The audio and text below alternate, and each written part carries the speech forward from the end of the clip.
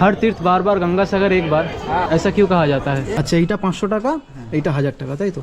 তো থাকার জন্য তোমরা সবার আগে যেখানে চেষ্টা করতে পারো সেটা হচ্ছে এই আমার পিছনে দেখতে পাচ্ছ ভারত সেবাশ্রম সংঘ রয়েছে। এই হচ্ছে ইউথ হোস্টেল, যেখানটায় তোমরা কিন্তু এই হচ্ছে দেখতে পাচ্ছ পিলগ্রিম শেড, বেশ বড় করে বানানো, দুখানা দরজা রয়েছে। আর এই যে বলে সব তীর্থ বারবার গঙ্গাসাগর একবার, কেন গঙ্গাসাগর একবার কেন? সব তীর্থ বারবার গঙ্গাসাগর একবার, বাংলার এই প্রচলিত প্রবাদটা তো আমরা সবাই জানি, কিন্তু কেন এই গঙ্গাসাগর একবার এটা অজানা ছিল। এর উত্তরের খোঁজে এবং এই গঙ্গাসাগর এবং কপিল মুনির ইতিহাস কি সেটা জানার জন্য আজ বেরিয়ে পড়লাম কলকাতা থেকে গঙ্গাসাগর। মকর সংক্রান্তির এই পূর্ণলগ্নে দেশের বিভিন্ন প্রান্ত থেকে ভক্তরা গঙ্গাসাগরে ছুটে আসে কপিল মুনির আশ্রমে পুজো দিয়ে পুণ্য অর্জন করার জন্য। আর তার মধ্যে যদি তোমরাও হয়ে থাকো তাহলে আজকের ভিডিওটা তোমাদের জন্য। আজকের ভিডিওতে সবথেকে কম খরচে গঙ্গাসাগর কিভাবে যাবে, যেতে কত সময় লাগবে, গিয়ে কোথায় বা থাকবে, কিভাবে পুজো দেবে, কোথায় স্নান করবে, এই সমস্ত কিছু প্রশ্নের উত্তর রয়েছে আজকের ভিডিওতে। সবচাইতে কম খরচে যেভাবে তোমরা গঙ্গাসাগর যেতে পারো সেটা হলো ট্রেনে করে। গুড মর্নিং, সবার আগে সকলকে শুভ নববর্ষের প্রীতি ও শুভেচ্ছা। আজকের তারিখটা হচ্ছে 8ই জানুয়ারি 2024। গঙ্গাসাগরের পুণ্যস্নান আর মাত্র কয়েকটা দিনের অপেক্ষা। এখন রয়েছে শিয়ালদা স্টেশনের 20 নম্বর প্ল্যাটফর্মে। এই আমার সামনে রয়েছে হচ্ছে নামখানা লোকাল, 5টা কুড়ির এই লোকাল ধরে আজকে আমরা যাব গঙ্গাসাগরে। শিয়ালদা স্টেশন থেকে সকালবেলা নামখানা যাওয়ার জন্য যে ট্রেনগুলি রয়েছে সেগুলি হলো 5টা 20, 7টা 14 এবং 9টা 16। এই ট্রেনগুলি কিন্তু তোমরা হোয়ার ইজ মাই ট্রেন অ্যাপ্লিকেশানে পাবে না।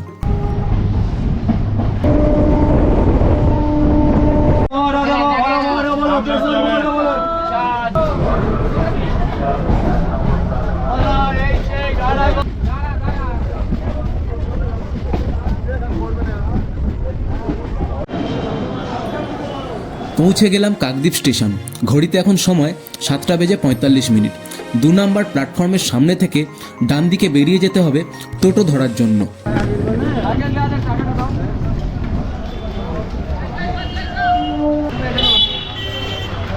হবে ওখানে ভাড়া কত? 20 টাকা। এই টোটোতে করে আমাদের কাকদ্বীপ স্টেশন থেকে যেতে হবে লট নাম্বার 8, যার দূরত্ব হলো 6 কিলোমিটার মতো। মেলা চলাকালীন কিন্তু এই টোটো ভাড়া বেড়ে যেতে পারে। এই যে লাইন তোমরা দেখতে পাচ্ছ, এটা হচ্ছে লট নাম্বার 8-এর জেটিঘাটের টিকিট কাউন্টারের লাইন, যেটা চলে গেছে 3 নম্বর জেটিঘাট পর্যন্ত। এখন ঘড়িতে বাজে হচ্ছে সবে 8:30। ভেসেলের জন্য লাইনে দাঁড়ালাম, লাইন কিন্তু টুকটুক করে এগোচ্ছে। ভেসেল ধরতে যতই দেরি হোক না কেন, ভেসেল কিন্তু ধরবই, গঙ্গাসাগর গিয়েই ছাড়বো। তবে কটায় আমরা টিকিট কেটে ভেসেলে উঠতে পারি দেখা যাক।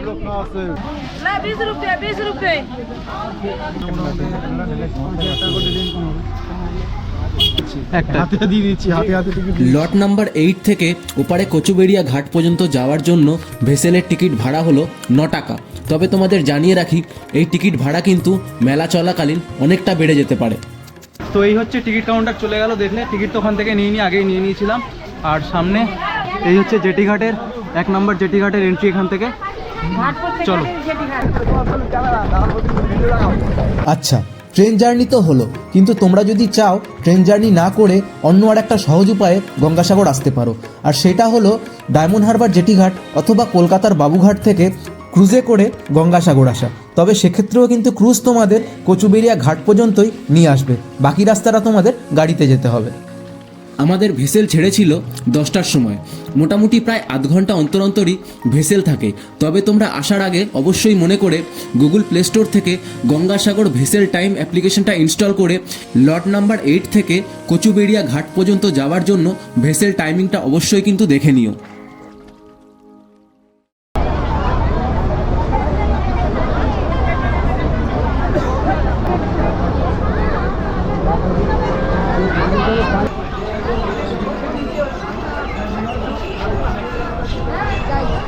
ভেসেলে এপারে আসতে আমাদের 35 মিনিট মতো সময় লাগলো। এখানটায় কিন্তু অনেক খাবারের দোকান রয়েছে, তোমরা এপারে এসে চাইলে লাঞ্চ করে নিতে পারো। খেয়ে দিয়ে নিয়ে তারপর কিন্তু এখান থেকে আমাদের গাড়ি ধরতে হবে গঙ্গাসাগর কপিলমুনি আশ্রম যাওয়ার জন্য। সেখানটায় যাওয়ার জন্য অনেক রকম সুবিধা রয়েছে, ম্যাজিক গাড়ি রয়েছে, বাস রয়েছে, অটো রয়েছে। কোনটার কি ভাড়া সমস্ত কিন্তু আমি তোমাদের জানিয়ে দিচ্ছি।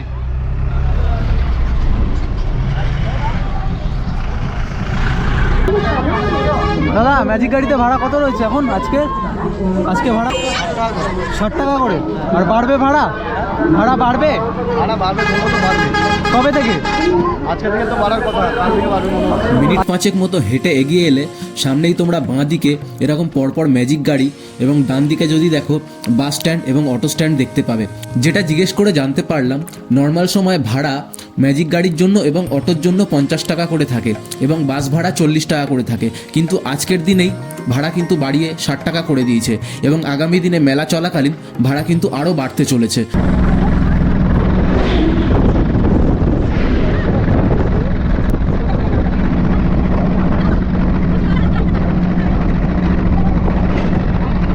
তো এখন ঘড়িতে সময় 12টা বেজে 5 মিনিট। সেই 5টা 20 ট্রেন ধরেছিলাম শিয়ালদা থেকে, আর সবে এসে পৌঁছালাম।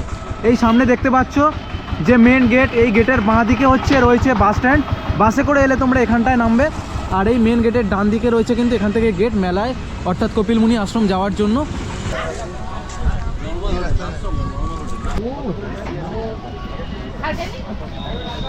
যেখানে মেন গেটে আমাদের নামালো ওখান থেকে কিন্তু কপিলমুনির আশ্রম পর্যন্ত হেঁটে যেতে প্রায় 10 মিনিট মতো সময় লাগবে।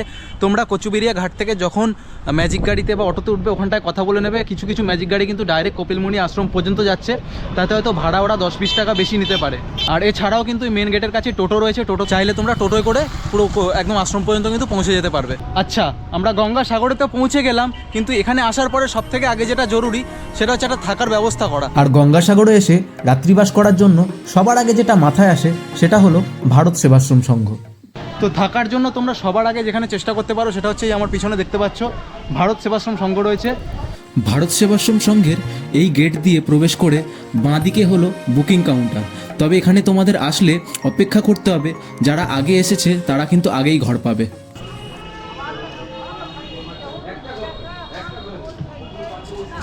তো এখানে কিন্তু কোনো রকম প্রি বুকিং হয় না, তোমাদেরকে কিন্তু এখানটায় এসে অফলাইনেই বুকিং করতে হবে। বুকিং করার জায়গাটাও তোমাদের দেখালাম, 600, 700, 800 এরকম কিন্তু এখানটায় বললো ঘরের রেট রয়েছে, রুমের রেট রয়েছে।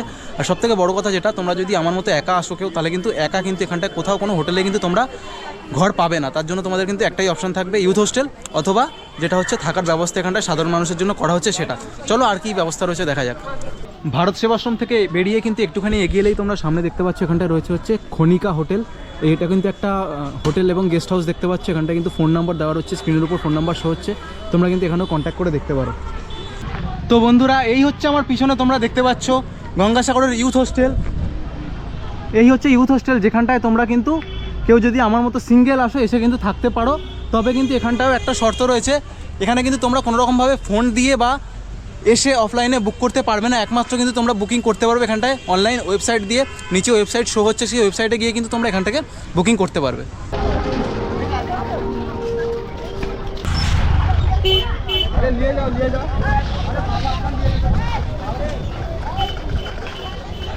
তো বন্ধুরা, অবশেষে কিন্তু আমরা চলে এসেছি, দেখতে পাচ্ছ কপিলমুনির আশ্রমে। আমার পিছনেই রয়েছে কপিলমুনির আশ্রম, আমি ঠিক আশ্রমের সামনেই দাঁড়িয়ে রয়েছি। একবার আশ্রমের ভিতরে গিয়ে চলো দর্শন করে আসি, তারপর তোমাদের কিন্তু বাকি সমুদ্রের পাড়ে নিয়ে গিয়ে স্নান করার জায়গা বা থাকার ব্যবস্থা কী আছে সেগুলো দেখাবো। চলো আগে দর্শনটা করে আসি। পুরাণ অনুযায়ী কপিল মুনি ছিলেন একজন প্রখ্যাত ঋষি এবং দার্শনিক। পিতা ছিলেন মহর্ষি কার্দম এবং মাতা দেবহূতি। তিনি গঙ্গা নদীর মাধ্যমে ভাগীরথীকে মর্তে আনতে সাহায্য করেছিলেন। সেই জন্য গঙ্গাসাগর মেলার সাথে কপিল মুনির নাম জড়িয়ে রয়েছে।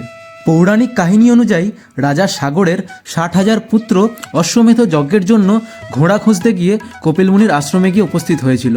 কিছু ভুল বোঝাবুঝি হওয়ার কারণে তারা কপিল মুনিকে অপমান করে, যার ফলে তিনি ক্রুদ্ধ হয়ে তাদেরকে অভিশাপ দেন এবং তারা ভস্ম হয়ে যায়। এবং তারপর রাজা সাগরের বংশধর ভগীরথ কঠোর তপস্যা করে মা গঙ্গাকে পৃথিবীতে নিয়ে আসেন, যাতে তার পূর্বপুরুষদের আত্মার মুক্তি হয়।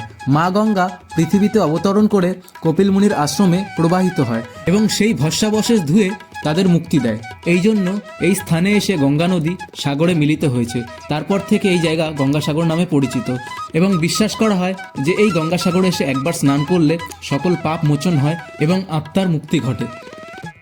তোমরা যারা মন্দিরে এসে পুজো দেবে, ঠিক মন্দির কিন্তু আমার পিছনে রয়েছে, আর মন্দিরের সামনে একটু এগিয়ে এসে কিন্তু ডানাতে এখানটায় দেখতে পাচ্ছ, এই হচ্ছে এখানটায় কিন্তু দুটো গেট রয়েছে, গেট নাম্বার 1 এবং গেট নাম্বার 2। এখান থেকে কিন্তু তোমরা পুজোর ডালি কিনে নিতে পারবে। চলো, ওদিকেও কিন্তু গেট রয়েছে, গেট নাম্বার 3, গেট নাম্বার 4। পরপর কিন্তু এখানে রয়েছে এগুলো, এখান থেকে তোমরা পুজোর ডালি কিনে নিতে পারবে। চলো কেমন কিরম কি রয়েছে দেখি।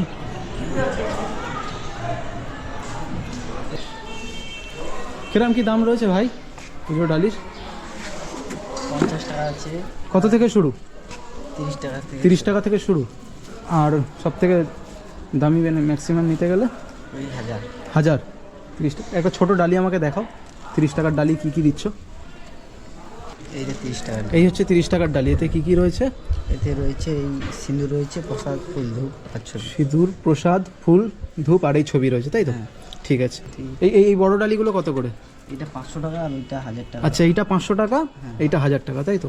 তো 1000 টাকার ডালিতে নারকেল রয়েছে, প্রসাদ রয়েছে, একটা শাঁখ রয়েছে, এছাড়া মনে হচ্ছে শাড়িও রয়েছে, তাই তো? শাড়ি রয়েছে মায়ের জন্য, শাঁখা পলা সব কিছুই রয়েছে। এখানে একটা কাঁসার থালাও রয়েছে।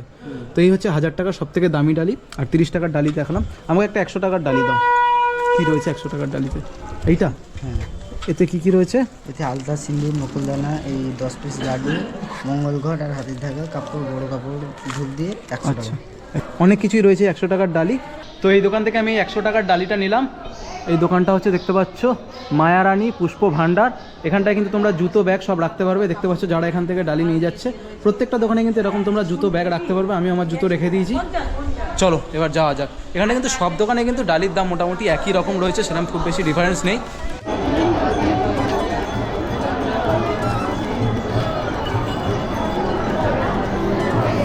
কপিলমুনি আশ্রমের ভিতরে জায়গাটা কিন্তু বেশ বড়। এখানে ভোরবেলা এবং সন্ধেবেলা দিনে দুবার আরতি হয়। ভক্তরা এখানে সেই আরতিতে অংশগ্রহণ করে, সেই জন্যই কিন্তু এখানটা জায়গাটা অনেকটাই বড়। এছাড়া তোমরা ভিতরে প্রবেশ করলে কিন্তু দেখতে পাবে এখানে পরপর বেশ কিছু দেবতা বা ভগবানের মূর্তি রয়েছে। পুজো দেওয়ার জন্য তোমাদেরকে এই লাইন ধরে এগিয়ে যেতে হবে, গিয়ে পুরোহিত মশাইয়ের হাতে পুজোর ডালাটা দিতে হবে। পুরোহিত মশাই মা গঙ্গা এবং কপিলমুনির পায়ে পুজোর ডালা ছুঁয়ে নিয়ে তোমাদের ফেরত দেবে। পুজো দেওয়া হয়ে গেছে, পুজো দিয়ে বেরিয়ে এসেছি। এইবার তোমাদের দেখাই যেটা হচ্ছে এখানকার খুব বিশেষ একটা ব্যাপার, নাগা সন্ন্যাসী। মন্দিরের কিন্তু ঠিক বাঁ দিকেই রয়েছে, আমার পিছনে দেখতে পাচ্ছ। পরপর কিন্তু এখানে নাগা সন্ন্যাসীরা বসে রয়েছে এবং সবাইকে কাছে ডাকছে, গিয়ে কিন্তু আশীর্বাদ দিচ্ছে। বাবাজি मुझे एक चीज़ जानना था। हाँ, अभी कुछ नहीं जानना। एक बात पूछना था। हाँ बताओ। ये जो बोलते हैं हर तीर्थ बार बार गंगा सागर एक बार, हाँ, ऐसा क्यों कहा जाता है? ये किसी समय में था, अब नहीं है।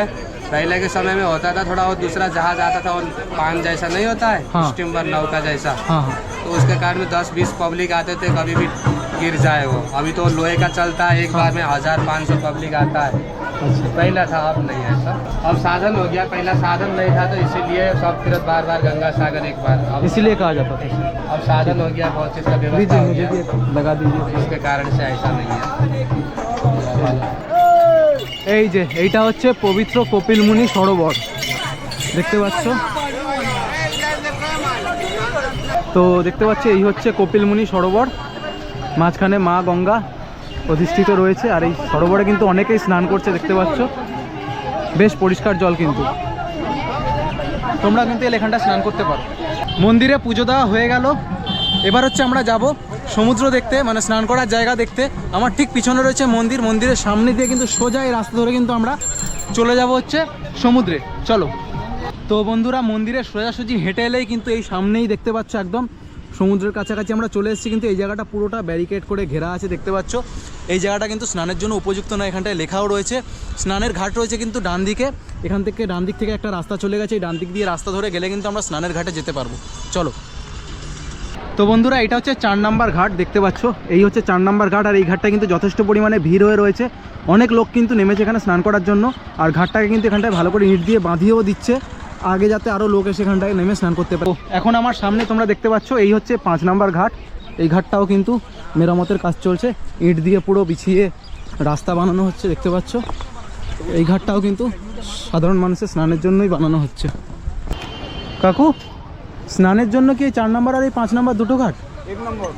1 নাম্বার 4-5 রয়েছে নাকি শুধু 1? 4-5-6 সেধারে না, 5-6। আচ্ছা, 5-6 আর 1 নাম্বার। তো যেমনটা বললো 5 নাম্বার, 6 নাম্বার আর 1 নাম্বার ঘাটটা বলছে স্নানের জন্য। একজন এক রকম বলছে। ওদিকে যখন জিজ্ঞেস করলাম, ওদিকে একটা ঘাট দেখালো, বললো 4 নাম্বার।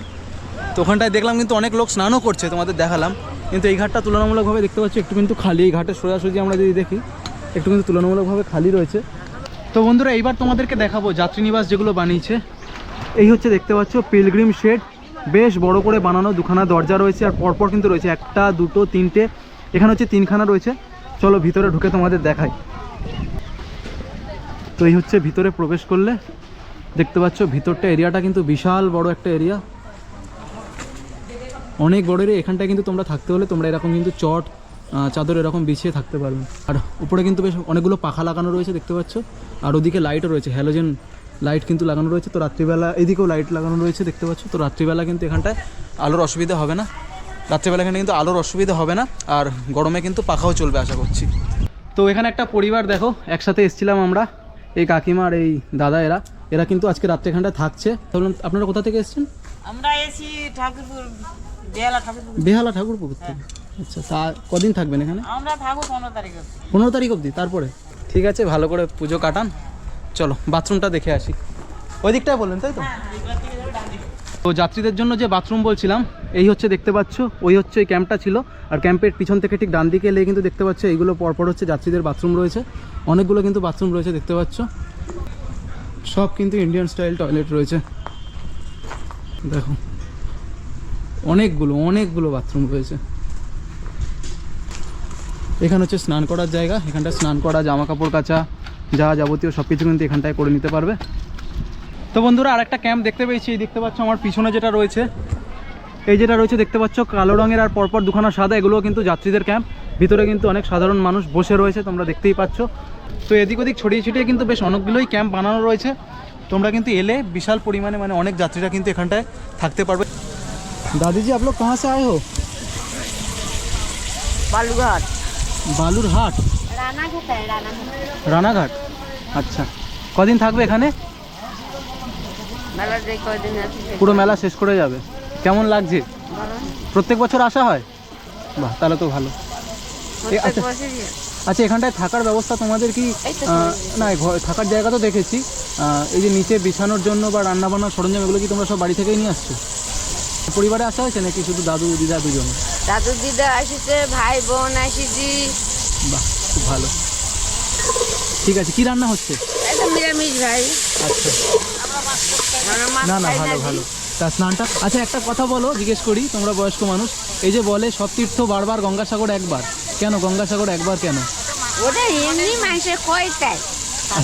তাছাড়া এই যে কত শয়ে মানুষ বছরে আয়, হ্যাঁ। ওরা কি এক বছর বাদ দেয়? না, আমি নিজেও গত বছর এসেছিলাম। তাহলে প্রত্যেক না, এটা আমি জানতে চাইছি, আমি নিজেও জানি না, তো বয়স্ক মানুষদের জিজ্ঞেস করবো। আচ্ছা, আসলে একটু আনন্দ লাগে, অবশ্যই অবশ্যই। ভালো লাগে, ওই জন্য তো বন্ধুরা তোমরা দেখতে পাচ্ছ অনেক দূর দূর থেকে কিন্তু মানুষরা এসে কিন্তু এখানটায় আছে। এমনকি তাদের মুখে কিন্তু কোনো রকম কষ্ট বা তাদেরকে এরকম কষ্ট করে থাকতে হচ্ছে এরকম কিন্তু কোনো ব্যাপার নেই। যথেষ্ট হাসি খুশির সাথে তারা এসে সব পরিবারে আছে, তারা কিন্তু মানে এসে নিজেরা রান্না করে খাওয়া দাওয়া করছে, সমস্ত কিছু কিন্তু তারা পুজো একদম মেলা শেষ করে কিন্তু যাবে। যাক, এই জিনিসগুলো কিন্তু দেখে খুবই ভালো লাগে। তো চলো, আমাদের কিন্তু পুজো দেওয়া হয়ে গেল, পুজো দেওয়া হয়ে গেল, সমুদ্র দেখানো হয়ে গেল, যাত্রী নিবাস যেরকম যা রয়েছে সমস্ত কিছু কিন্তু তোমাদের দেখালাম, প্লাস এখানে দোকানপাট কেমন কী রয়েছে, নিয়মাবলী মোটামুটি সমস্ত কিছু তোমাদের দেখালাম। এবার কিন্তু এখন ঘড়িতে প্রায় 2:45 বাজে, খিদে পেয়েছে, দুপুরের খাওয়াটাও করতে হবে। মন্দিরের পাশে কিন্তু বেশ দোকানপাট রয়েছে অনেক, চলো খাওয়া দাওয়াটা সেরে নিই। তো মন্দিরের ঠিক পিছন দিকে আমার ঠিক হাতের ওই সোজাসুজি মন্দির রয়েছে, তার ঠিক পিছন দিকে কর্নার করে কিন্তু এখানটায় তোমরা দেখতে পাচ্ছ অনেকগুলো কিন্তু এখানটায় ধাবা বলো বা হোটেল বলো রয়েছে। তবে এগুলো কিন্তু বাঙালি ধাবা নয়, নন বেঙ্গলি ধাবা, তোমরা যেটা ইচ্ছা ছাড়াও খেতে পারো। এগুলো কিন্তু বেশিরভাগ দেখতে পাচ্ছি মারোয়াড়ি ধাবা বলে লেখা রয়েছে, মানে বাইরে থেকে যারা নন বেঙ্গলিরা আসছে তাদের জন্য মনে করো এগুলো সুইটেবল হবে। তো এখানটায় তোমরা যদি খেতে আসো, এখানে কিন্তু তোমরা একটা জিনিস মনে রাখো, এখানে কিন্তু নিরামিষ খাবার, তোমরা কিন্তু কোনো রকম ননভেজ খাবার এখানে পাবে না। তার জন্য তোমাদের ফুড কোর্টে যেতে হবে। শুধু এই ধাবাটা বলেই না, এই লাইনে পরপর যতগুলো ধাবা দেখালাম সব কিন্তু নিরামিষ খাবারই পাবে তোমরা। আর বেশ পরিষ্কার পরিচ্ছন্ন দেখতে পাচ্ছ, টেবিল চেয়ারগুলো যেগুলো রয়েছে কিন্তু বেশ পরিষ্কার পরিচ্ছন্ন রয়েছে দেখতে পাচ্ছ। খাবার নিয়েছি, এই হচ্ছে খাবার, এই হচ্ছে থালি দিয়েছে দেখতে পাচ্ছ, ভাত, ডাল, আলু ভাজা, 2 রকম সবজি রয়েছে, এখানটায় হচ্ছে আচার রয়েছে। এই থালিটা হচ্ছে 70 টাকা নিল। তবে মেলার দিনগুলোতে মানে আগামী দিনগুলোতে কিন্তু এই দামটা বাড়ে, মানে ওরা যেটা বললে এই দাম কিন্তু বাড়তে পারে। মানে আমি আজকে 70 টাকায় পাচ্ছি বলে যে আগামী দিনে 70 টাকায় থাকবে এরকমটা নাও হতে পারে, বেড়ে যেতে পারে। তো তোমরা এসে যখনই খাবে দামটামগুলো কিন্তু আগে থেকে জিজ্ঞেস করে নিও। চলো খেয়ে নেওয়া যাবে। মন্দিরের ঠিক পিছন দিকটা এখানটা আরেকটা ধর্মশালা রয়েছে দেখতে পাচ্ছ, ওই হচ্ছে মন্দির। আর ঠিক মন্দিরের এই পিছনে এটা হচ্ছে হনুমানগড়ি ধর্মশালা। এই ধর্মশালায় কিন্তু সাধারণ মানুষের জন্য নয়, এটা কিন্তু ভিআইপি গেস্টদের জন্য, কিন্তু বেশিরভাগ ক্ষেত্রে পুলিশরাই কিন্তু এখানটায় থাকে। তো বন্ধুরা, এখন ঘড়িতে বাজে হচ্ছে 3:20 আর খাওয়া দাওয়া সেরে নিয়ে আমি বেরিয়ে পড়েছি বাড়ির পথে। তোমরা যারা এখানে এসে থাকতে চাও তাদের জন্য থাকার কেমন কি ব্যবস্থা রয়েছে যতটুকুনি পারলাম আমি তোমাদের দেখালাম, আশা করি তোমাদের কাজে লেগেছে। বাকি যারা আমার মতো দিনের দিন এসে গঙ্গাসাগরে কপিল মুনির আশ্রম দর্শন করে, পুজো করে এবং গঙ্গা স্নান করে ফেরত যেতে চাও, তারা কিন্তু আমার মতো ফেরতও যেতে পারো। এখান থেকে এখন আমি বেরোচ্ছি, যেরমভাবে এসেছিলাম ঠিক সেরমভাবেই আবার বাড়ি ফিরে যাব। আর তোমরা যারা আমার মতো দিনের দিন এসে ফিরে যেতে চাইবে তারা কিন্তু চেষ্টা করো ভোরবেলা 5:20 ট্রেনটা ধরার জন্য শিয়ালদা থেকে, তাহলে তোমাদের অনেকটা কিন্তু সুবিধা হবে। এখান থেকে তোমরা যাওয়ার জন্য দুভাবে যেতে পারো, তোমরা কিন্তু নামখানা হয়েও যেতে পারো, তার জন্য তোমাদের কিন্তু এখান থেকে বেনুবন ঘাট যাওয়ার জন্য টোটো পেয়ে যাবে। আর যদি কাকদ্বীপ হয়ে যেতে চাও তাহলে কিন্তু ঠিক যেভাবে এসেছিলাম সেইভাবেই এখান থেকে প্রথমে তোমাদের কচুবেড়িয়া ঘাটে যেতে হবে, ম্যাজিক গাড়ি হোক, অটো বা বাসে করে, তারপর ওখান থেকে কিন্তু আবার নদী পার হয়ে লট নাম্বার 8, তারপর আবার টোটোয় করে কিন্তু কাকদ্বীপ স্টেশন। তো চলো দেখা যাক আমি কিসে করে যাই, এখান থেকে কি গাড়ি পাই, বাস কি ম্যাজিক গাড়ি, চলো। তো ঘড়িতে এখন সময় হয়েছে 6:30 আর সবাই কাকদ্বীপ স্টেশন এসে পৌঁছালাম। এখন শিয়ালদা যাওয়ার ট্রেন রয়েছে এখান থেকে 8টার সময়, লাস্ট যে ট্রেন ছিল 5:46। তো এখন 1.5 ঘন্টা চুপচাপ বসে থাকতে হবে। আর কাকদ্বীপ স্টেশনে দেখতে পাচ্ছ খুব বেশি লোক নেই, অল্প স্বল্পই লোক রয়েছে। তো এখন বসে বসে ভিডিও এডিট করব, তাছাড়া কোনো কাজ নেই। 1.5 ঘন্টা সময় নষ্ট না করে আজকে ভিডিওটা কেমন লাগলো, গঙ্গাসাগর ভ্রমণ তোমাদের কেমন লাগলো কমেন্ট করে অবশ্যই জানিও। ভালো লাগলো অবশ্যই একটা লাইক করো। যারা গঙ্গাসাগর আসতে চলেছে পরিবার বা বন্ধু বান্ধবদের মধ্যে ভিডিওটাকে অবশ্যই শেয়ার করো। আর চ্যানেল নতুন হলে অবশ্যই চ্যানেলটা সাবস্ক্রাইব করো। চলো দেখা হচ্ছে পরবর্তী কোনো ভিডিওতে। Till then by.